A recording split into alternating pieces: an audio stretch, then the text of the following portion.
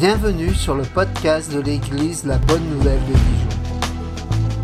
Merci de nous suivre afin de plonger ensemble au cœur de la Bible et d'y découvrir le message que Dieu adresse à ceux qu'il aime. Nous serions heureux de vous rencontrer un dimanche au 8B rue Jules Viol à Dijon. Bonne écoute.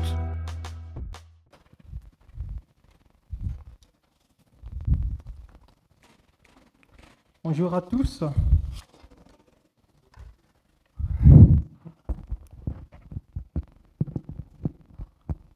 Bon, je profite aussi pour parler un tout petit peu de moi. Ça fait, je pense, c'était en septembre 2019 quand je suis arrivé à l'église La Bonne Nouvelle. On était encore de l'autre côté, vers la place de la République. Donc c'était le premier dimanche de septembre, et là, on est encore le premier dimanche de septembre. Donc, ça fait 6 ans. Et le Seigneur m'a permis vraiment de servir dans cette église. Et vous avez manifesté tant d'amour à mon égard. Vous m'avez soutenu moralement et financièrement, et je bénis le Seigneur pour cela. Donc là, je suis, depuis la semaine passée, installé à Reims, pour des raisons professionnelles. Donc, je suis enseignant. Donc, je vais enseigner à partir de cette semaine. J'ai commencé d'ailleurs à partir de la semaine prochaine à l'université de Reims, jusqu'à ce que le Seigneur me dise ce qu'il attend de moi. Est-ce qu'il veut que je revienne à Dijon ou que je reste à Reims ou dans une autre ville? Voilà un petit peu pour ceux qui... Il y a des nouvelles... Il y a de nouveaux visages et je bénis le Seigneur pour cela. Soyez les bienvenus.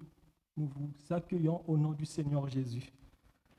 Voilà, donc je vous dis en partie au revoir. Je reviendrai les premiers dimanches du mois. Et puis, comme je l'ai dit, jusqu'à ce que le Seigneur me dise ce qu'il attend de moi. Faisons preuve de discernement. Faisons preuve de discernement. Matthieu 7, le verset 6, c'est le passage que nous allons étudier ce matin. Faisons preuve de discernement. Donc, nous sommes toujours dans la continuité d'une série d'enseignements qu'on avait commencé, ça fait quand même nombre d'années, sur le serment sur la montagne, cet enseignement que le Seigneur Jésus a donné à ses disciples, qu'on retrouve dans Matthieu 5, 6 et 7. Et nous avons commencé aussi, la dernière fois que j'ai prêché, c'était les 5 premiers versets de Matthieu 7. Dans ces versets, il y avait un avertissement que le Seigneur nous donnait. Il nous avait dit, ne jugez point afin que vous ne soyez point jugés. C'était ça l'avertissement. Et on avait vu que nous avons, humains, même croyants ou chrétiens, nous avons souvent tendance à juger les autres sévèrement, durement, et à ne pas nous juger nous-mêmes. Et le Seigneur appelle cela de l'hypocrisie. Donc, on avait relevé, ne jugez point afin que vous ne soyez point jugés. Qu'est-ce que le Seigneur nous dit dans sa parole? Il nous demande d'aimer. Il va encore un peu plus loin. Il va encore plus loin en disant, on va aimer non seulement les personnes que nous connaissons, les membres de notre famille, les frères et sœurs, il nous demande aussi d'aimer nos ennemis. Il dit, aimez vos ennemis, bénissez ceux qui vous maudissent, faites du bien à ceux qui vous détestent, ceux qui vous haïssent. Il nous demande aussi de prier pour ceux qui nous maltraitent. Vous voyez, ça c'est l'évangile, la parole du Seigneur qui nous demande d'aimer. Le Seigneur, il nous demande de suivre son exemple, ce Dieu miséricordieux, compatissant, lent à la colère, riche en bonté, ce Dieu qui manifeste sa bonté envers l'humanité. Ça peut faire réfléchir. Le Seigneur, Dieu, il fait pleuvoir, il envoie sa pluie sur les justes comme sur les injustes. Il manifeste sa bonté. À plus forte raison, nous, les enfants, nous qui avons placé sa confiance en lui, nous sommes appelés à suivre son exemple, à manifester la grâce. Si nous avons été saisis par la grâce de Dieu, nous sommes aussi appelés à manifester la grâce envers notre prochain, à manifester de la miséricorde envers notre prochain, même nous-mêmes aussi tels que nous sommes dans nos rapports mutuels. Donc c'était ce qu'on avait relevé, ne jugez point afin que vous ne soyez point jugés. Mais attention, il y a un danger inverse sur le fait de ne pas juger. Ne jugez point, il avait une connotation négative parce que quand nous jugeons, nous avons tendance à condamner et non à aimer. Et le Seigneur nous demande de ne pas nous ériger en juge. Mais l'effet inverse du fait de ne pas juger, c'est de devenir naïf, de dire, le Seigneur a dit, ne jugez point, je ferme les yeux sur tout, je ne fais plus de distinction entre ce qui est bon et ce qui n'est pas bon, entre la personne qui mérite à ce que nous insistons sur notre message et la personne où nous n'avons pas besoin d'insister, nous devons partir. Ça, c'est l'effet inverse.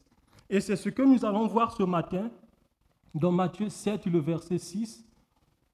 Faisons preuve de discernement. Donc, c'est comme ça que j'ai intitulé le message. Et nous allons lire la parole de Dieu dans Matthieu 7, le verset 6.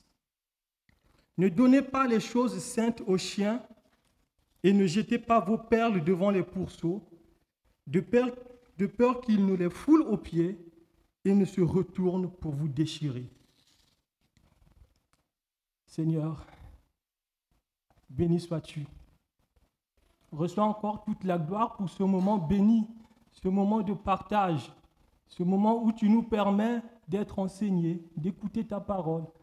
Oh Seigneur, ouvre les yeux de nos cœurs afin que nous puissions recevoir les merveilles de ta loi et que nous ne soyons pas des auditeurs oubliés, que demain après demain, que nous puissions mettre en pratique ta parole, que nous puissions t'aimer, nous puissions te servir avec joie et dévouement.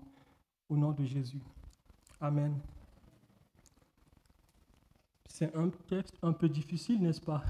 Ça fait partie d'ailleurs des textes difficiles, difficiles d'interprétation. Ça fait partie des textes qui a fait l'objet de plusieurs controverses, même parmi les pères de l'Église, même actuellement parmi les chrétiens. Ce n'est pas aussi simple que ça, mais je vous propose de réfléchir à ce texte à travers trois questions. Qui sont les bêtes sauvages dont parle le Seigneur dans ce passage? Ne donnez pas les choses saintes aux chiens. Il parle de chiens, de pourceaux, de porcs. Qui sont ces bêtes sauvages? Deuxième question, pourquoi le Seigneur nous interdit-il de les nourrir? Troisième question qu'on peut se poser, que doit être notre attitude en tant qu'enfant de Dieu? Que doit être notre attitude? En regardant, en observant ce passage, Jésus qualifie certaines personnes d'animaux sauvages, d'animaux. Et Jésus utilise l'image de chiens et de porcs pour désigner un certain nombre de personnes, une catégorie de personnes. Et d'ailleurs, quand on parcourt l'Écriture, quand on parcourt la Sainte Parole, quand on parcourt la Bible, ce n'est pas le seul passage où l'homme ou l'humain est comparé à un animal, à une bête. Ce n'est pas le seul passage de l'Écriture. Ce qui est remarquable dans le passage que nous venons de lire, c'est que les animaux que Jésus prend pour parler d'une certaine catégorie de personnes partagent deux caractéristiques communes. Ces animaux-là, les chiens et les porcs, ont deux caractéristiques communes. Premièrement, ils sont sauvages. Deuxièmement, ils sont impurs. Et on va voir que ces animaux sont classés dans l'Ancien Testament comme des animaux impurs. Pour ceux qui me connaissent un peu plus, vous vous rendez compte que je ne suis pas très à l'aise quand on m'amène un chien, ou quand un chien vient manger à mes pieds ou vient me caresser. Je ne suis pas très à l'aise, je suis un peu sceptique. Je vais vous donner le contraste. Le contraste est que quand je grandissais, quand j'étais encore tout jeune, j'avais un chien. Voilà. J'avais un petit chien et ce chien était tellement gentil Et je l'aimais beaucoup, je le chérissais, je l'apportais à manger. C'était un chien vraiment que je trouvais adorable. Pour moi, en tant qu'enfant, avoir un petit chien, on n'était pas nombreux à posséder un animal de compagnie. Et la triste nouvelle est que ce chien était décédé par la suite d'une maladie. Mais ça m'avait beaucoup attristé. Et après ça, j'ai commencé à être un peu réticent à l'idée des chiens. Donc j'ai connu des chiens qui sont doux, gentils, mais j'en ai connu aussi qui étaient très méchants, où on ne pouvait même pas s'approcher d'eux.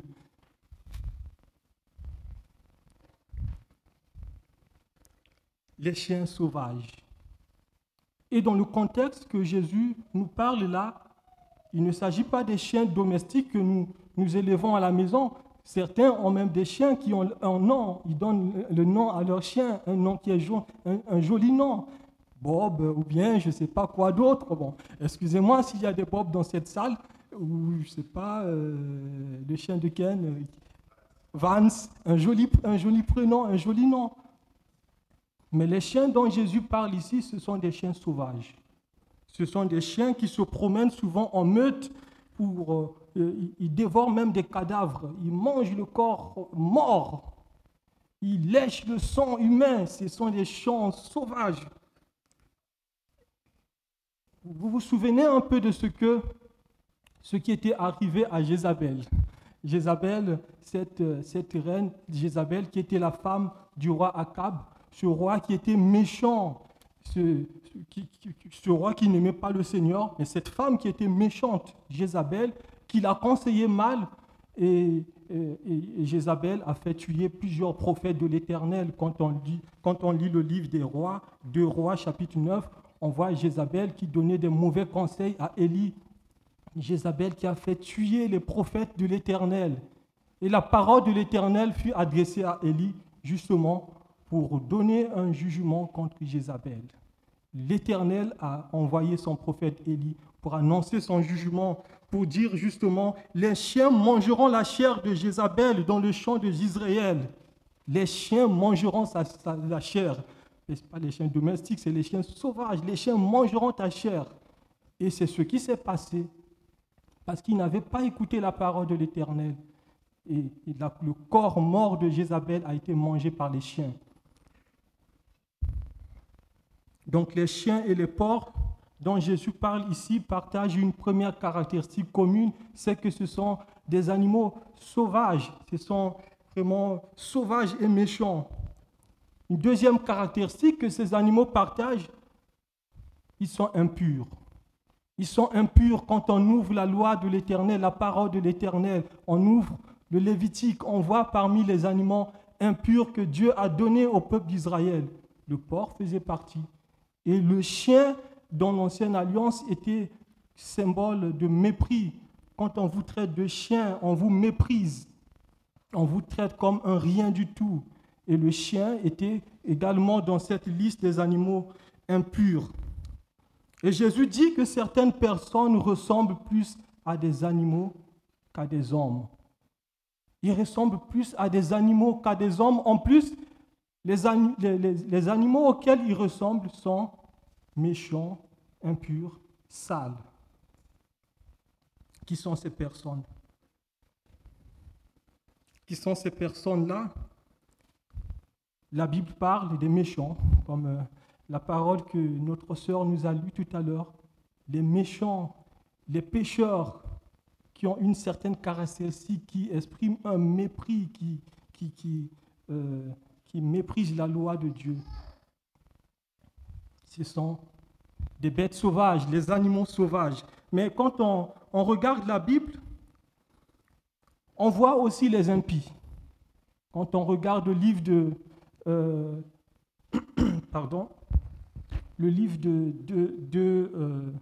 livre que Samuel a lu tout à l'heure, de Pierre, on regarde le livre de Pierre, on regarde Jude, on nous parle des impies.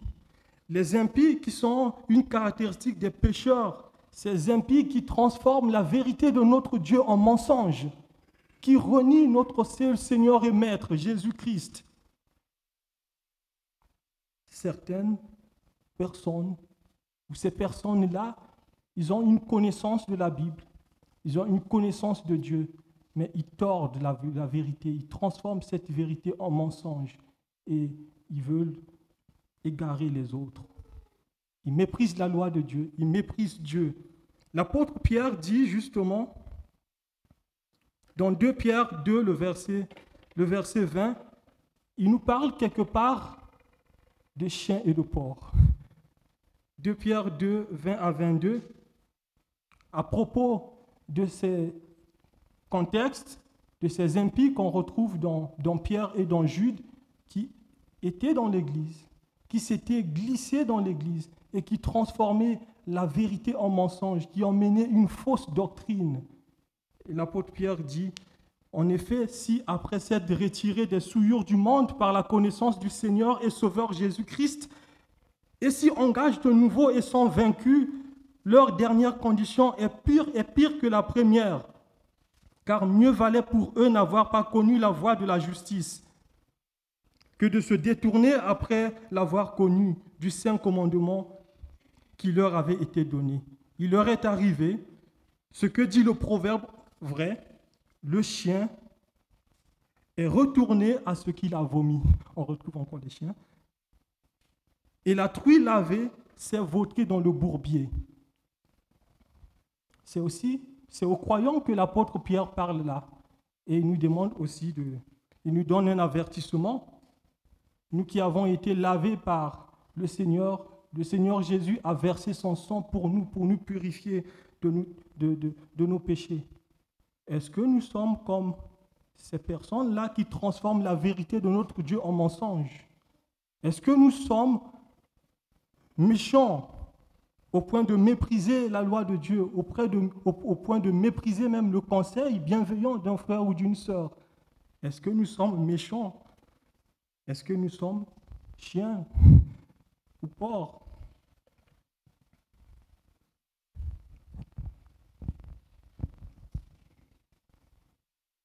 Ne jetez pas les choses saintes aux chiens et ne donnez pas vos perles devant les pourceaux.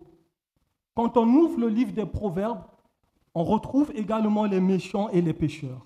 Une certaine caractéristique, on retrouve des méchants, l'insensé, on retrouve des conseils, le fou. Et si on essaye de faire un parallèle avec le verset que nous sommes en train d'étudier, les méchants et les pécheurs dont parle le livre des Proverbes, on peut les qualifier de chiens et de porcs. Ils n'écoutent pas. Proverbe 9, le verset 7 à 8, nous dit « Celui qui reprend le moqueur attire le dédain. Il se détourne, il vous déchire. Celui qui reprend le moqueur attire le dédain. Et celui qui corrige le méchant reçoit un outrage. Ne reprends pas le moqueur, de crainte qu'il te haïsse. Reprends le sage, il t'aimera. Donne au sage et il deviendra sage. Instruis le juste et il augmentera son savoir. Reprendre le moqueur, là, dans le livre de Proverbes, ou reprendre le pécheur, c'est jeter les choses saintes aux chiens, ou jeter les perles devant les pourceaux. Les chiens, ils vous tournent dessus, ils vous attaquent, ils vous déchirent. Ne reprends pas le moqueur. Reprends le sage, il t'aimera. Proverbe 23, le verset 9. Ne parle pas aux oreilles de l'insensé, car il méprise la sagesse de tes discours. Comment réagissons-nous quand on nous fait un reproche ou quand on reçoit une réprimande? Comment réagissons-nous? Est-ce que nous réagissons comme le sage qui veut écouter pour augmenter son savoir? Ou plutôt nous réagissons comme le moqueur qui refuse d'écouter, qui rejette? Ou comme l'insensé qui n'écoute pas le discours bienveillant d'un frère ou d'une sœur qui lui veut du bien. On avait vu la dernière fois quand on a étudié Ne jugez point. Ne jugez point, la mauvaise compréhension, c'était de dire aussi, mais écoute, tu n'as pas le droit de me juger. Je fais ce que je veux, tu ne me juges pas. On avait dit ne jugez point, ça ne veut pas dire ça. C'était dans le sens du jugement, condamnation. Ne condamne pas ton frère. Si tu veux juger ton frère, juge-toi toi-même.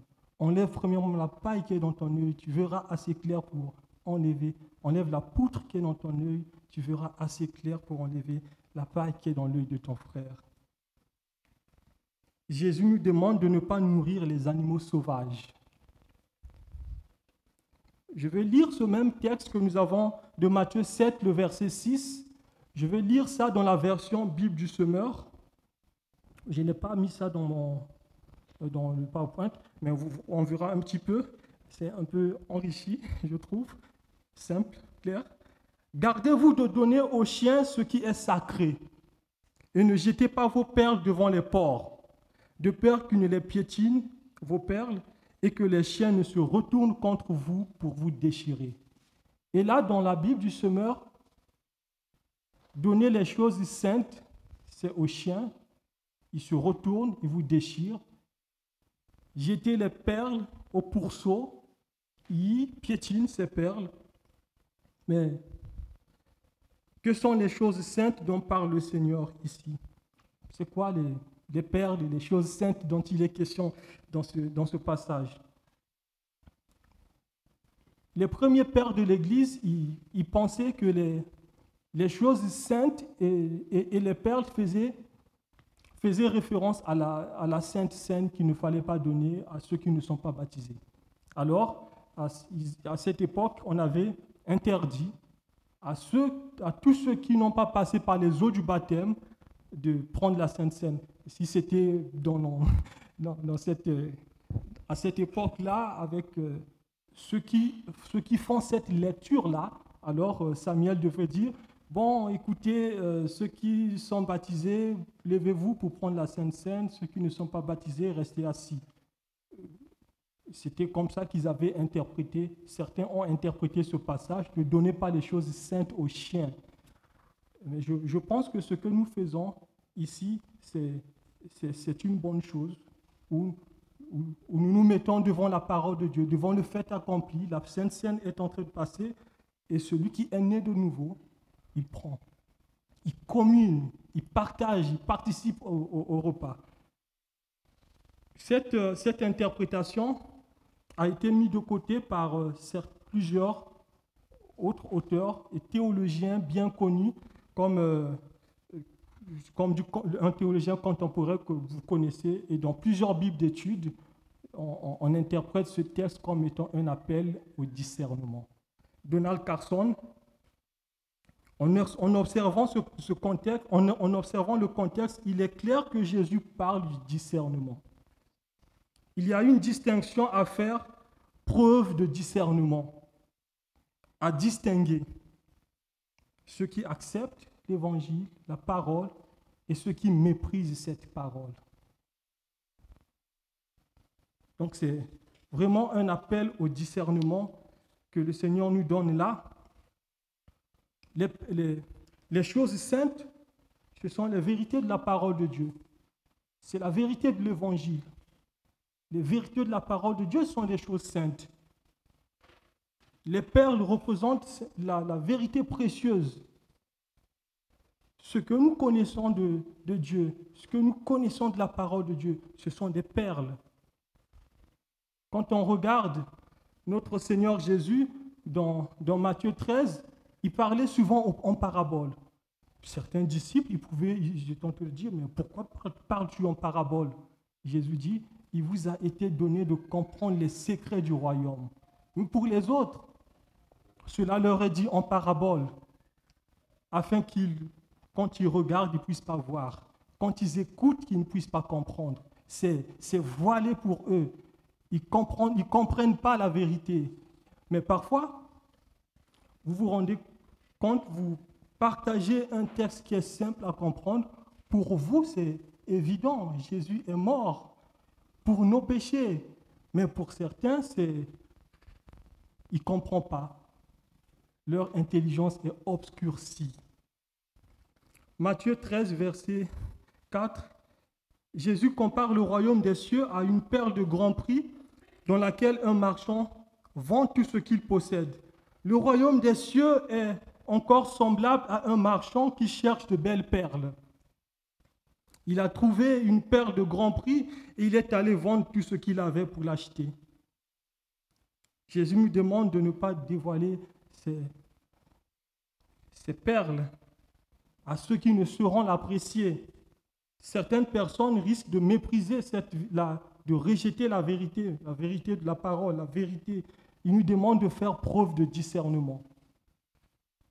Jésus, d'ailleurs, il avait dit à ses apôtres, il avait dit, justement, dans Matthieu 10, le verset 11 à 16, le Seigneur Jésus, il dit, Matthieu 10, 11 à 16, dans quelques villages dans quelques villes ou villages que vous entriez, informez-vous s'il se trouve quelques hommes dignes, de vous recevoir et demeurez chez lui jusqu'à ce que vous partiez. En entrant dans la maison, saluez-la. Et si la maison est digne, digne, que votre Père vienne sur elle. Mais si elle n'en est pas digne, que votre Père retourne sur vous. Lorsqu'on ne vous recevra pas et qu'on n'écoutera pas vos paroles, sortez de cette maison et de cette ville et secouez la poussière de vos pieds. Je vous le dis, au jour du jugement, le pays de Sodome et Gomorrhe sera traité moins rigoureusement que cette ville. Voici, je vous envoie comme des brebis au milieu des loups. Je vous envoie comme des brebis au niveau des loups. Un loup est un animal sauvage. Je vous envoie comme des brebis au niveau des chiens, des porcs, au niveau des animaux sauvages. Soyez prudents comme des serpents et soyez simples comme des colombes. L'apôtre Paul et Barnabas, ils ont également appliqué ce principe à Antioche, où ils sont allés pour annoncer cette parole, la parole de Dieu. Mais la ville était fermée. Ils ont dit non, on ne va pas donner les choses saintes aux chiens. On va partir, on laisse. On a essayé, ça ne marche pas, on tourne. On voit Actes, le chapitre 13, à partir du verset 44. Le sabbat suivant, presque toute la ville se rassembla pour entendre la parole de Dieu. Les Juifs, voyant la foule, furent remplis de jalousie et ils s'opposaient à ce que disait Paul, en le contredisant, en l'injuriant, en méprisant la parole de Dieu, en refusant d'écouter l'évangile, la parole de Dieu. Paul et Barnabas leur dirent avec assurance, c'est à vous premièrement que la parole devait être annoncée, mais puisque vous la repoussez et que vous vous jugez vous-même indigne de la vie éternelle, voici, nous nous tournons vers les païens.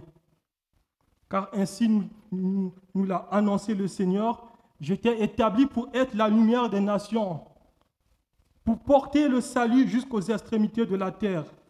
Les païens se réjouissaient en entendant cela, ils glorifiaient la parole du Seigneur.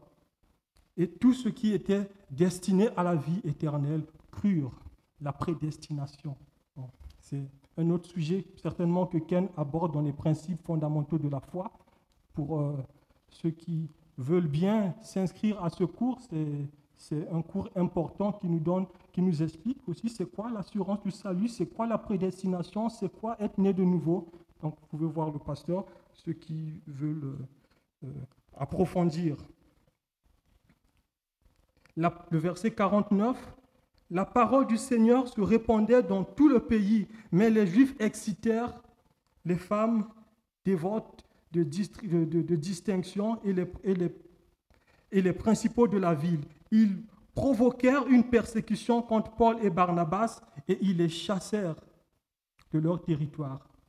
Regardez, le verset 51, Paul et Barnabas vont faire ce que le Seigneur leur avait dit. Ce que le Seigneur a dit dans le texte que nous avons lu tout à l'heure. Paul et Barnabas secouèrent contre eux la poussière de leurs pieds et allèrent à Icône. Tandis que les disciples étaient remplis de joie et du Saint-Esprit. Paul et Barnabas annoncent la parole aux Juifs, mais beaucoup rejettent cette parole. Ils refusent d'écouter. Alors Paul et Barnabas se tournent vers les païens et la parole est annoncée, l'évangile s'est répandu Et là, Jésus nous demande de faire preuve de discernement. Ne jugez point, mais ne soyez pas naïfs non plus. Faisons preuve de discernement. Jésus ne dit pas jugez trop vite, non. Mais si la personne est fermée, carrément, il rejette, il méprise cette parole, ben, ça ne sert pas d'insister. Laissez tomber. Insister, ça sera que du temps perdu. Insister, une personne qui refuse catégoriquement, qui manifeste que du mépris, insister serait jeter les choses saintes aux chiens. Jésus nous demande de nous garder des animaux sauvages. Alors comment allons-nous nous garder de ces animaux sauvages? Jésus nous met en garde dans le texte que nous avons lu contre un certain nombre de personnes auxquelles nous serons peut-être appelés à parler, à donner un conseil ou à présenter l'évangile et qui peut-être va manifester du mépris, du rejet, qui va refuser d'écouter. Il nous demande de faire preuve de discernement. Mais comment allons-nous garder, comment nous, en tant qu'enfants de Dieu, nous allons nous garder de ces personnes? Mais déjà en faisant preuve de discernement. Être disciple de Jésus ne veut pas dire être naïf. Ce n'est pas celui qui dit oui à tout, celui qui ne fait pas preuve de sagesse et de discernement. Le disciple de Jésus, il n'est pas aveugle, il fait preuve de discernement. Il doit identifier ceux qui vont rejeter ses paroles, ceux qui vont manifester que du mépris et ceux qui vont accepter et les personnes auxquelles nous allons continuer encore à parler, à donner des conseils. Alors, que devons-nous faire? Que devons-nous faire? Je vais relever quelques éléments qui vont nous aider à réfléchir. Que devons-nous faire face à ces genres de personnes? Que devons-nous faire? Déjà, prendre garde des mauvais ouvriers. Dans la Bible, il y a parfois question des mauvais ouvriers. L'apôtre Paul dit dans Philippiens 3, « Prenez garde aux chiens, prenez garde aux mauvais ouvriers, prenez garde aux faux circoncis, à ceux qui ne sont pas circoncis de cœur, ceux qui ne sont pas nés de nouveau. » C'est comme quand vous partez ou vous voulez rentrer vous voulez visiter quelqu'un, parfois, ça me fait parfois un peu tic, on écrit devant la porte, on met une photo avec un chien qui monte les griffes, ici, chien méchant. Parfois réfléchir. Et le Seigneur nous demande de prendre garde aux chiens. Prenez garde aux chiens. Ce n'est pas le chien de l'animal, mais c'est ce genre de personnes qui manifestent que du mépris sur la personne de Jésus, qui refusent d'écouter, qui refusent la vérité, qui refusent. Et là, les mauvais ouvriers, ça veut dire qu'il y a aussi de bons ouvriers. Les bons ouvriers sont ceux qui œuvrent sincèrement pour le Seigneur. Leur maître, c'est le Seigneur. Ils ont donné leur vie au Seigneur. Ils sont humbles, ils s'attachent au Seigneur. Ils persévèrent dans la parole de la vérité. Les mauvais ouvriers, par contre, eux, ils ne font pas ce que le Seigneur leur demande. Ils travaillent pour eux ou bien pour un autre maître. La Bible nous présente que 2 maîtres. Si vous êtes enfant de Dieu, votre Père, c'est Dieu. Votre maître, c'est Dieu. Si vous n'êtes pas enfant de Dieu, vous avez un autre maître, c'est le diable. Et le Seigneur Jésus, il parlait durement aux pharisiens qui refusaient sa parole. Il dit, vous avez pour maître le diable et vous voulez faire sa volonté. Il est méchant, il est menteur, le père de mensonges depuis le commencement. Donc il y a des bons ouvriers qui s'attachent au Seigneur. Ils ne sont pas parfaits, ils persévèrent, ils présentent la parole du Seigneur, ils s'attachent au Seigneur, ils se repentent de leurs péchés. Il y a des mauvais ouvriers, ils appellent Seigneur du bout des lèvres, mais ils n'appartiennent pas à Jésus. Vous m'appelez Seigneur, Seigneur, vous dites bien, je suis votre Seigneur. Mais pourquoi m'appelez-vous Seigneur, Seigneur, et vous ne faites pas ce que je vous demande? C'est à cela que Jésus dit qu'on va reconnaître un bon arbre, un mauvais. À cela qu'on va reconnaître un bon ouvrier d'un mauvais. Un enfant de Dieu de celui qui ne l'est pas. Notre responsabilité, c'est de faire preuve de discernement, de savoir distinguer cela. Que devons-nous faire? Discerner les véritables enfants de Dieu. Il y a des bons ouvriers qui appartiennent à Jésus, qui sont les serviteurs du Seigneur, et des mauvais qui ont pour maître le diable. Mais il y a aussi dans l'Église ou bien parmi les enfants ceux qui ne sont pas enfants de Dieu. Discernons des enfants, des véritables enfants de Dieu. Ce ne sont pas ceux qui viennent à l'église tous les jours ou bien ceux qui sont nés dans une famille chrétienne, ceux qui sont enfants de Dieu. Pour être enfant de Dieu, il faut naître de nouveau. Es-tu né de nouveau? Jésus est ton Seigneur. As-tu placé ta confiance en Jésus? Si tu meurs aujourd'hui, où iras-tu? Es-tu sûr de ton salut? Es-tu sûr avoir confessé tes péchés et placé ta confiance en Jésus? Vis-tu en nouveauté de vie? Le chrétien véritable, il présente toujours les marques de la nouvelle alliance, les marques de la vie chrétienne. Quelles sont les marques de la vie nouvelle en toi? Persévères-tu dans la parole?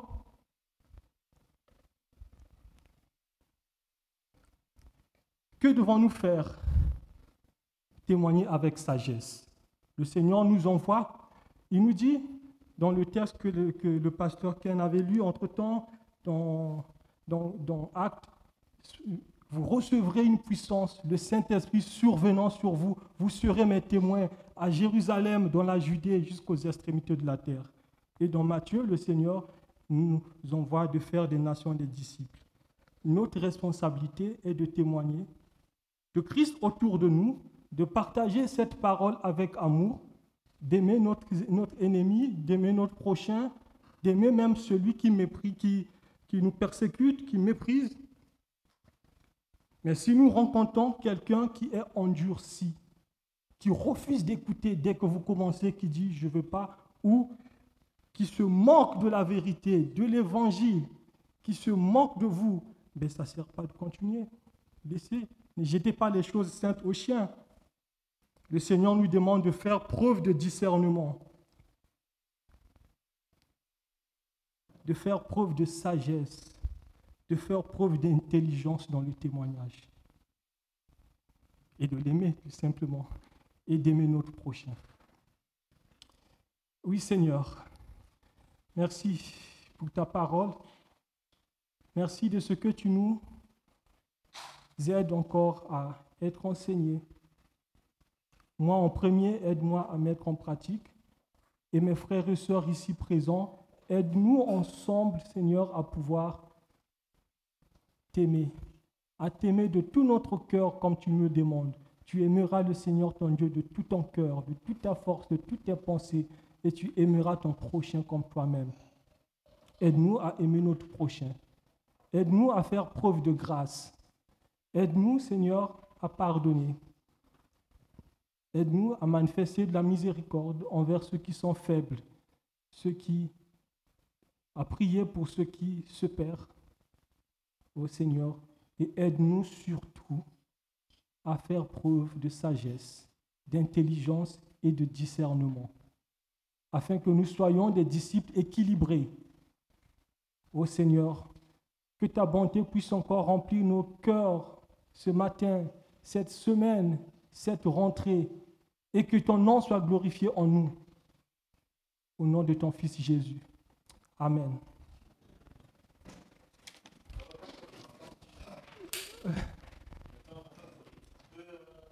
Le micro. Ok, super.